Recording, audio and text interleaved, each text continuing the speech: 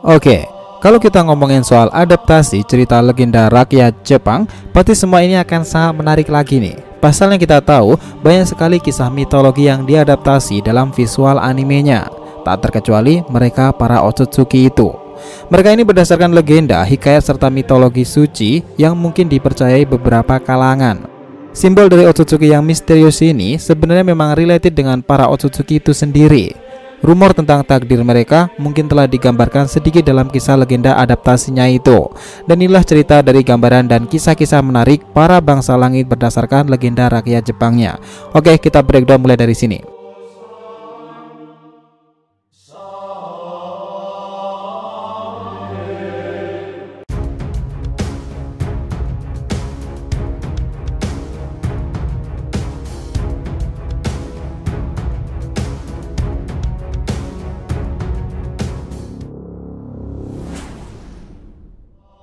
Hai guys, welcome back to DRTV channel. Nah, kali ini kita akan membahas mengenai rumor dan takdir simbol Otsutsuki berdasarkan legenda rakyat Jepang. Oke, biar nggak salah persepsi, silahkan tonton sampai habis ya. Nah, setelah beberapa waktu yang lalu pembahasan kita itu ramai tentang Otsutsuki dan respon kalian itu pada positif. Oke, kita lanjut breakdown para Otsutsuki. Gini, kalian pasti pernah mendengar istilah klasik seperti ini. Beberapa cerita Otsutsuki selalu dihubungkan dengan hikayat Momotaro, Kintaro, serta Urashimataro, ya kan? Tapi itu masih terlalu muda. Kita akan mulai dulu dari yang tertua soal cerita legenda Jepangnya. Dan di sini disclaimer dulu ya. Mungkin tidak semua Otsutsuki yang akan kita sebutkan, but ini adalah sebagian besar dan Otsutsuki yang paling berpengaruh sampai saat ini. Dan yang lainnya kita bahas di lain waktu yang tepat, oke? Pertama adalah Kaguya. Nah, salah satu cerita yang cukup populer di kalangan rakyat Jepang adalah kisah tentang Kaguya Hime no Monogatari, atau dalam istilah formalnya kisah dari Putri Kaguya. Nah, cerita ini adalah sebuah hikayat penting dari legenda rakyat Jepang yang tertua. Konon ada sebuah anak perempuan yang ditemukan oleh seorang kakek pengambil bambu dari dalam sebuah batang bambu yang bercahaya itu. Di masa lalu, hiduplah seorang suami istri yang sudah sangat tua. Mereka miskin, tidak memiliki anak, tetapi demikian pula mereka rukun dan saling menjaga satu sama lain. Suatu hari ini, sang kakek itu masuk ke dalam sebuah hutan dan ia melihat sebatang bambu yang bercahaya. Karena penasaran, sang kakek memotong bambu tersebut dan ia sangat terkejut karena mendapati seorang wanita yang sangat mungil. Nah, lalu dia membawa pulang wanita itu dan akhirnya ia rawat bersama dengan istrinya itu. Dengan penuh kasih sayang, mereka menamainya sebagai Kaguya. Kaguya tumbuh menjadi putri yang sangat cantik, bersinar, dan siapapun yang melihat akan jatuh hati kepadanya. Cerita tentang kecantikan Kaguya sendiri tersebar ke seluruh penjuru negeri saat itu. Orang ini selalu menatap cahaya bulan dan apa yang ada di pikiran Kaguya sendiri. Nah oke, dengarkan ini. Ada momen Kaguya mengatakan seperti ini, bahwa dia ini bukanlah manusia bumi, melainkan manusia bulan yang diturunkan ke bumi. Dia akan kembali ke bulan pada malam purnama tiba. Hingga suatu masa nanti, orang bulan akan turun ke bumi dan ingin menjemput Kaguya. Banyak orang melindunginya, termasuk kaisar yang mencintainya itu. Oke, cukup sampai di sini. Sekarang kita perbandingkan di era kisah bumi lama, di era Shinobi tentunya, di mana awal mula kedatangan Kaguya yang turun dari langit itu juga masuk ke dalam wilayah Kaisar Tenji. Dia cantik dan dia turun di bambu-bambu itu. Ini tentu sebuah kesamaan adaptasi yang cukup menarik. Nah, satu yang pasti, Kaguya kemudian menjadi istri Tenji dan kita tahu mereka akhirnya memiliki keturunan yang kita tahu adalah Hagoromo serta Hamura. Nah, satu yang pasti nih, Kaguya juga seorang bangsa langit di era Shinobi ini. Dia datang menjaga pohon Shinju yang kita tahu bukan dia yang menanamnya. Dan pada akhirnya setelah kejadian itu, Kaguya juga mempersiapkan banyak zetsu putih. Di era Boruto ini, kita semua tahu itu semua untuk melawan dan mengatasi 3 kelompok yang akan menjemputnya di suatu masa nanti. Mereka adalah para bangsa langit atau bulan, sama seperti gambaran dalam hikayat rakyat Jepangnya. Nah, itulah yang akan digambarkan selanjutnya dalam legenda Momotaro, Kintaro, serta Urashimataro. Tapi kita nggak akan langsung masuk ke situ, karena selanjutnya yang kedua ini adalah cerita tentang Ishiki dari Isun Boshi. Oke, sempat tempo beberapa waktu yang lalu, cerita sebenarnya Ishiki itu diambil dalam hikayat rakyat Jepang, Isun Boshi. Nah, sekarang gini, pertanyaannya, siapa sih Isun Boshi sendiri? Apa hubungannya dengan Ishiki itu? Nah, oke gini, Isun Boshi atau bahkan Isun Kotaro ini dikenal sebagai pahlawan kecil yang sangat-sangat kecil. Tubuhnya 1 inch yang bahkan bisa masuk ke dalam sebuah mangkuk sekalipun. Nah, udah kebayangkan kalau pertanyaan soal mangkuk? Tetapi orang ini sangatlah kuat, dan kita tahu bahwa Isun Boshi ini juga mengadaptasi beberapa cerita seperti ia memegang palu yang ini sebagai salah satu senjatanya dalam mengarungi lautan dan menjelajah di masanya itu. Nah, sekarang coba kita perbandingkan nih, bagaimana kisah Isun Boshi ini dan Isshiki itu hampir memiliki kesamaan.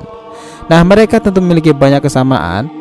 Jigen yang kita tahu memang memiliki tubuh yang normal, tetapi sebenarnya jiwa Jigen ini bersemayam seorang Otsutsuki yang kita tahu memiliki teknik mengecil dan membesarkan tubuhnya. Istilah ini dikenal sebagai teknik Sukona Hikona, sebuah teknik sederhana tetapi cukup merepotkan.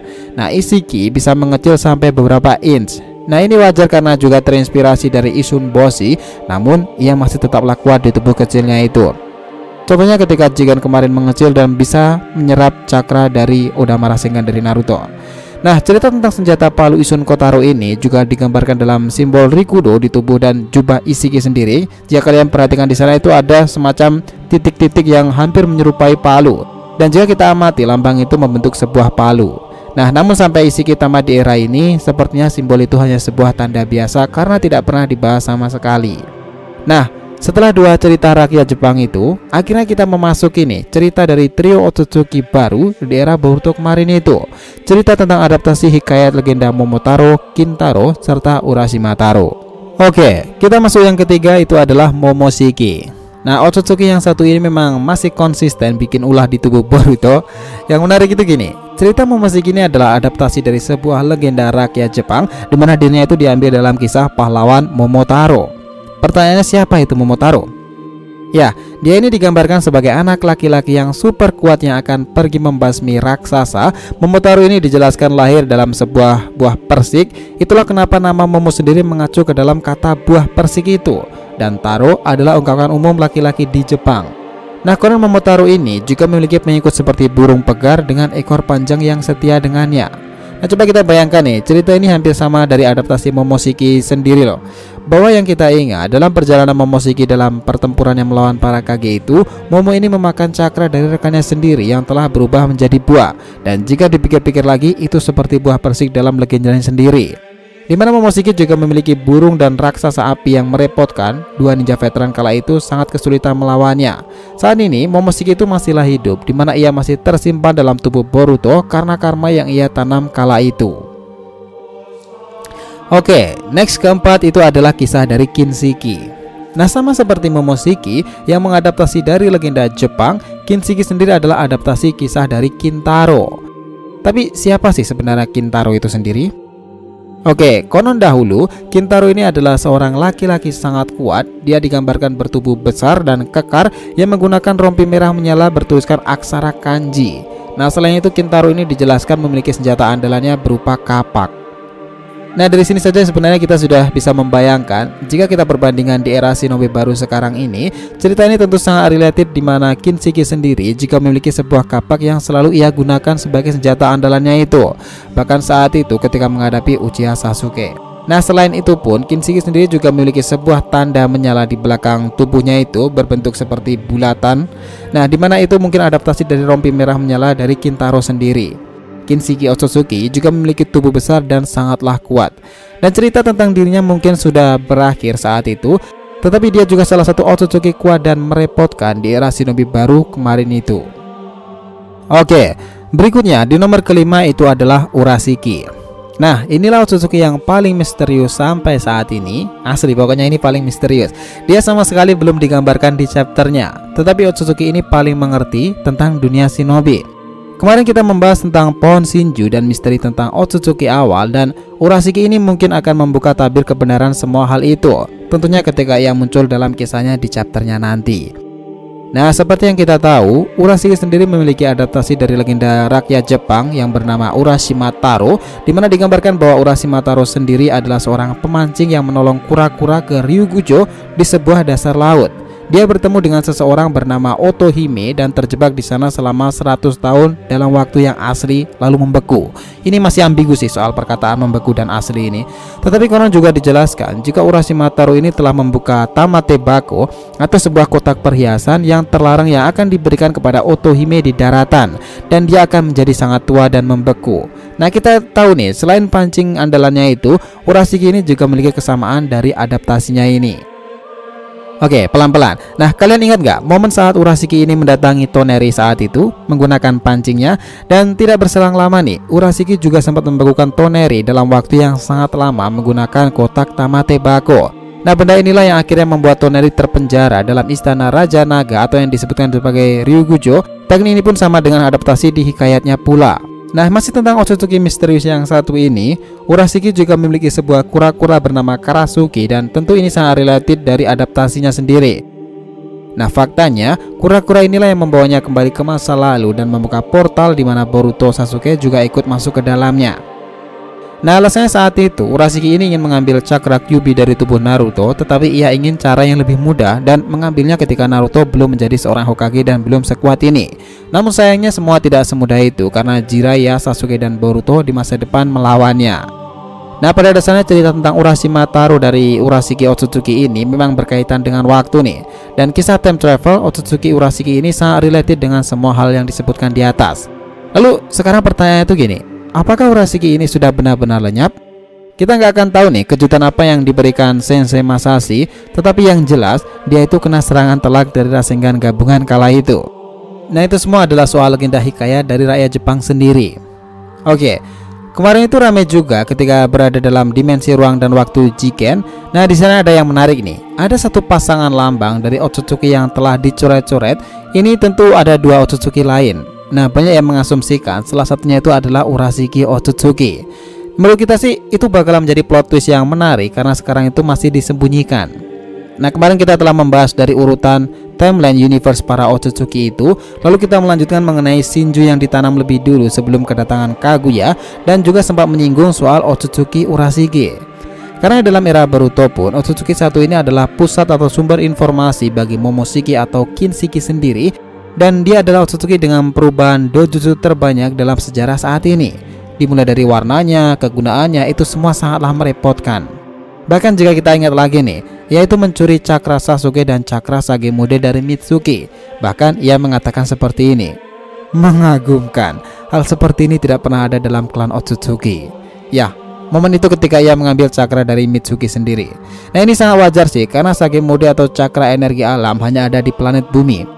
Maybe juga ada di planet lain mungkin. But Urashiki memiliki cerita yang misteriusnya sendiri. Jikapun atau Ishiki juga tidak pernah menyebutnya tentang dirinya itu, tetapi yang bikin kita penasaran adalah apa mungkin nih jika tanduk yang dicoret-coret itu ada hubungannya dengan Urashiki. Dan juga salah satu pasangannya adalah sebuah patung yang ada dalam dimensi es dan lava di istana Kaguya itu. Sekarang ini setelah dia mati, sepertinya itu bukanlah patung dari Kaguya pula. Nah, kita malah berpikir nih, itulah Otsutsuki awal yang mungkin saja berhubungan dengan Shinju awal di bumi itu. Dan salah satu Otsutsuki yang dicoret-coret itu tentunya. Kalian ingat nggak bahwa cerita Urashiki ini berhubungan dengan Otohime, di mana digambarkan dalam hikayatnya dia bertemu dengan seseorang bernama Otohime dan terjebak di sana selama 100 tahun dalam waktu yang asli. Konon yang dijelaskan pula jika Urashi ini telah membuka Tamate Bako atau sebuah kotak perhiasan yang terlarang yang akan diberikan kepada Otohime di daratan, dan dia akan menjadi tua dan membeku. Nah, apakah iya nih jika patung dalam dimensi Kaguya itu adalah seorang Otsutsuki yang membeku? Who knows? Lalu siapa itu Otohime? Nah, ada yang bisa menjawabnya nggak? Sampai sekarang pun belum ada yang bisa menjawab pasti akan semua hal itu. Karena gini loh, kisah tentang para Otsutsuki ini sangatlah misterius. Mereka ini masih menyimpan banyak tanda tanya besar, apalagi tentang Urashiki sendiri yang sama sekali belum ada dalam gambaran di chapternya sendiri. Nah, gimana menurut pendapat kalian guys? So guys, itulah tadi pembahasan kita mengenai rumor dan takdir simbol Otsutsuki berdasarkan legenda rakyat Jepangnya sendiri. Jangan lupa kasih saran di kolom komentar dan subscribe channel ini. Semoga ceritanya itu memberikan informasi dalam tiap pembahasan animenya. Thank you telah menonton konten DRTV and will be come back.